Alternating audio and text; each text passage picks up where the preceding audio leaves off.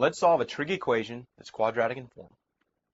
All right, I've got the tangent squared of x minus 3 tangent of x minus 2 equaling 0. All right, we recognize that that is quadratic in form. Pretty good hint here is to make a substitution. Let's let u equal the tangent of x. And so we can replace the tangent of x with u.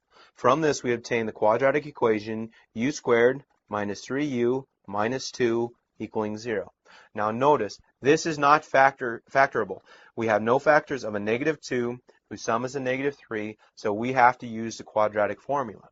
So u will then be equal to the quadratic formula plugged in. We obtain 3 plus or minus the square root of 17 all over 2. Now let's consider the negative case. Remember, we use the quadratic formula to come up with u equals 3 plus or minus the square root of 17 all over 2. I want to focus our attention on the negative case, which is 3 minus the square root of 17 all over 2. Remember what u was. We let u equal the tangent of x, so we actually have the trig equation that the tangent of x now is equal to 3 minus the square root of 17 all over 2, and this value is negative. And anytime that the tangent value is negative, we know our solutions exist in quadrants 2 and also in quadrants 4. And we got to focus our attention on that. So what we need to do then is take the inverse tangent of both sides to obtain x. And when we take the inverse tangent of this mess on the right, 3 minus the square root of 17 all over 2, we come up with a value that looks something like the following. X is approximately a negative 29.3165 degrees. And again, make sure that your calculator is in degree mode when you're going for this answer. All right, negative 29.3165 degrees is really the same thing in terms of a positive angle as 330.6835 degrees. Okay, so we've sort of reversed order here where we found the solution in quadrant 4 first, and then we're going to find that in quadrant 2.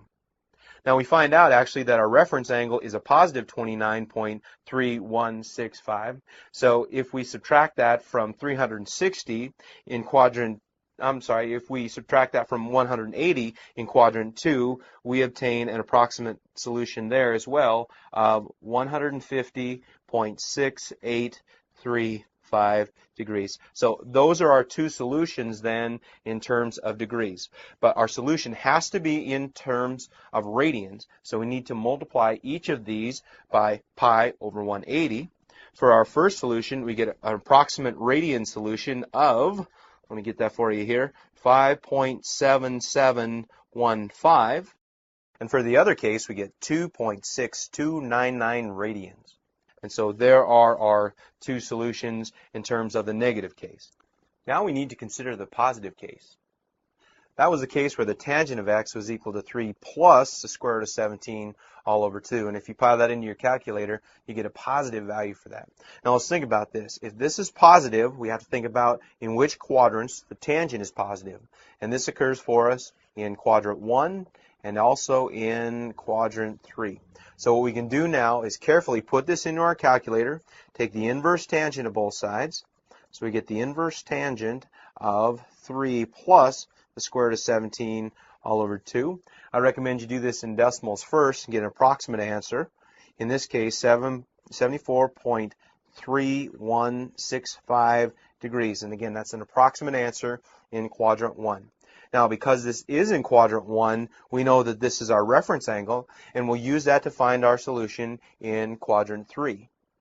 In quadrant 3, in order to find that, what we're going to do then is take 180 degrees and add our 74.3165. So our second solution will be approximately 254.3165 degrees. And again, that's the 4 decimal places.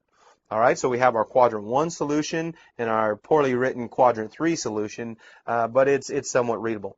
Now, remember our directions. We needed our solution to be between 0 and 2 pi radians, so we'll take each of our solutions in terms of degrees and multiply those by pi over 180, and in doing so, we'll obtain our solutions in terms of radians. So for the first one, again, approximately to 4 decimal places, we're going to get 1.2971 For our second or our third quadrant solution, we get an approximate radian answer of 4.9387 radians, and those are the two solutions.